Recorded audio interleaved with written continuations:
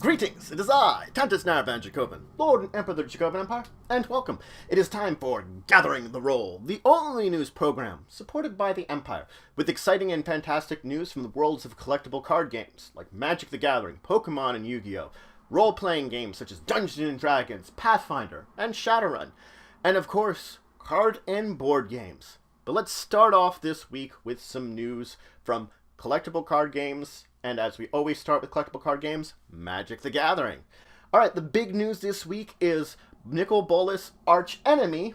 They've spoiled a lot of information for it. We've revealed what the set actually looks like and given a lot of information on the various planeswalkers that'll be involved with this. Because, of course, Nicol Bolas, he's a planeswalker. We have his card involved in here. We're also seeing that they're updating the rules of Archenemy and how it works to make it a little bit more efficient and to fit along the lines of what the entire theme is. This is hopefully in a way to make it a lot more fun for people to play.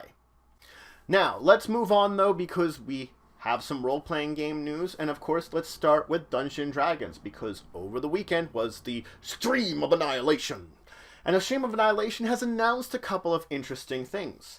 First off, the big one is the new adventure that's going to be coming out, Tomb of Annihilation, set in Chult, with zombies and dinosaurs and possibly zombie dinosaurs. There's more though to it than just that. But that's the big thing that kind of stands out amongst everything about this adventure. We'll learn more as it's approaching its release coming up later this year. Now, also though, they did announce something, a little bit of a tangent here since we aren't quite to board game news. They announced Betrayer of Baldur's Gate, a sort of expansion to Betrayal at House on the Hill, set in the Dungeons & Dragons universe. I like this one a lot. I'm looking forward to checking this one out when it finally comes out. But let's move on to other Dungeons & Dragons news. A new Unearthed Arcana came out this week. Technically, this is going to be a rehash. They're taking 4 subclasses from previous Unearthed Arcanas and updating them with the suggestions and information that you, the viewer, provided, you, the consumer, provided, and they've re-released them with updates. Now, this is going to be an updated version of subclasses, one of each from Druid, Fighter, Paladin, and Warlock, along with a number of Warlock invocations themselves that have been updated, that they've been revamped for more efficiency, to be better, to fit better in what people have suggested about them. You can check out these revamped subclasses now.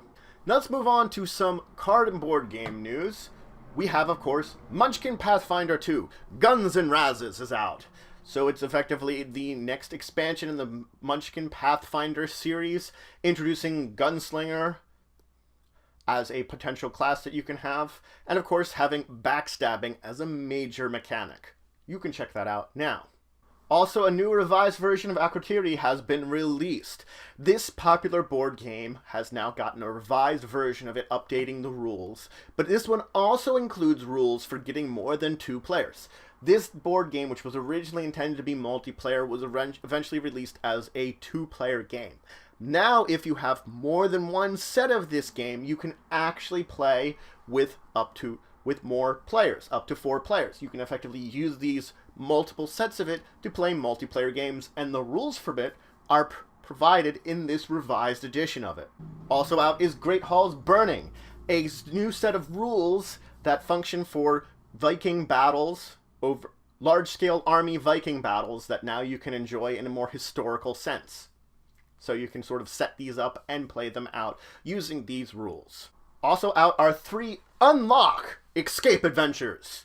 These are each on their own little adventures where you're solving mysteries and puzzles in order to escape an area where you have only an hour to escape it. These effectively are escape rooms in card format. So you can check these out now. They're from 1 to 6 players, and of course you have to make sure to solve those puzzles, solve those mysteries before time runs out to escape the room, and to solve whatever conundrum your characters have gotten into in this interesting setup for a card game based on an escape room. So that's it for the news for this week. Links to any of these news stories will of course be in the description below. Remember to like, subscribe, and share. It's always important to share the news. If you want to comment on any of these news stories, if you have any questions based on them, please just leave it on the comments below. But if you have any long-form discussion questions based upon these topics, or suggestions based upon these topics, you can always leave them in the description below and mark it that you want us to just talk about it on Discussing Tabletop. You could also email us at discussingtabletop@yahoo.com. We take the questions there also. Both are great sources for letting us know.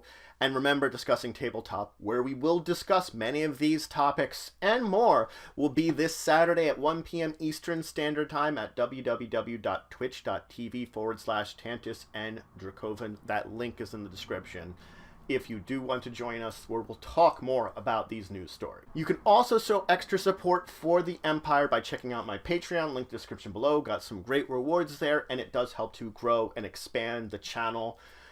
But remember, until the next time, I bid you farewell.